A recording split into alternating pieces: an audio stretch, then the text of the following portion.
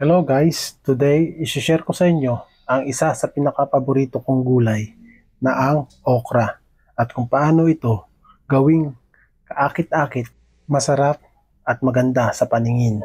Sa sarsa pa lang, mapapawaw ka na sa sarap at tiyak na mapapa-extra rice ka sa sarap at bango ng ating recipe.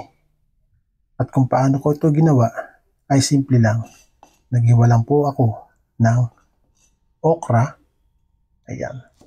Tatanggalan lang po natin ng matigas na parte.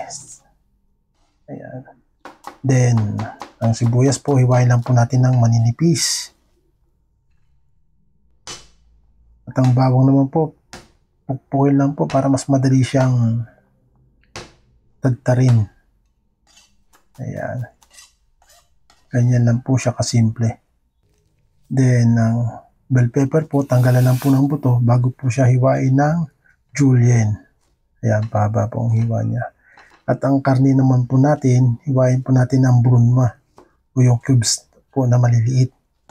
Ayan. Tapos na tayo maghiwa. Then, magigisa na po tayo. Ayan, mag-init lang po ng mantika. Then, ilagay na po natin ang karne. Unahin po natin ito para masangkot siya po siyang maigi. Yan. Sangkot siya lang po hanggang sa maging lightly brown. Then, ilagay na po natin ang sibuyas.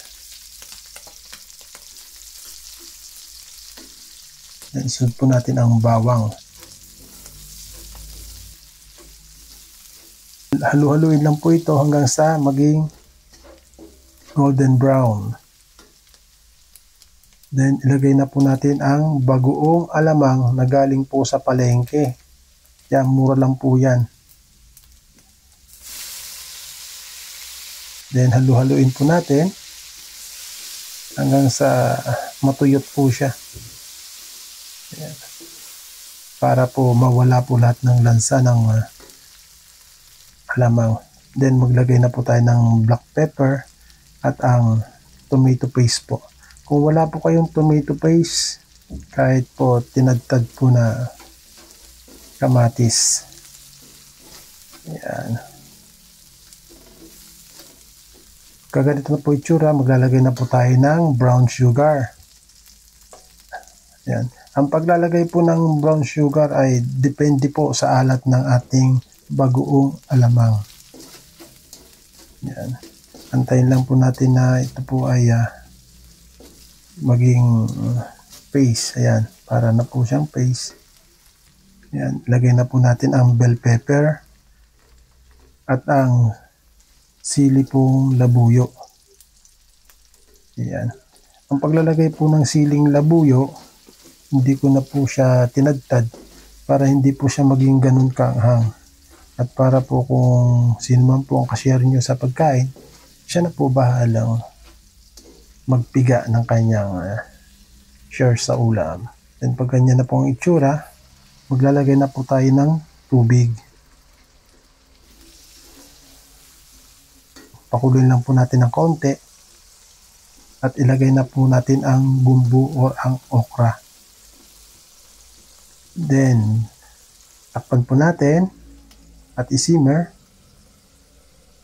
At ito nga po, pagkaraan po ng 5 minuto, ay na po siya, na half cook na. Halu-haluin lang po natin hanggang sa tuluyan na po siyang matuyo. Ayan, tuyot na po siya. Babalik po siya sa pagkakapaste ng ating sarsa.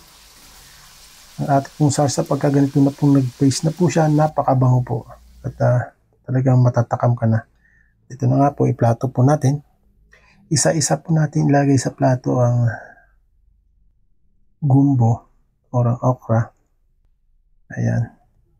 Bago po natin ilagay po ang ating sarsa. Ayan. Ayan lang po. Huli na po natin ilagay ang sarsa. Kung nagustuhan po ninyo ang ganitong klase ng mga ulam, please like and subscribe. Maraming salamat po. God bless po sa ating lahat.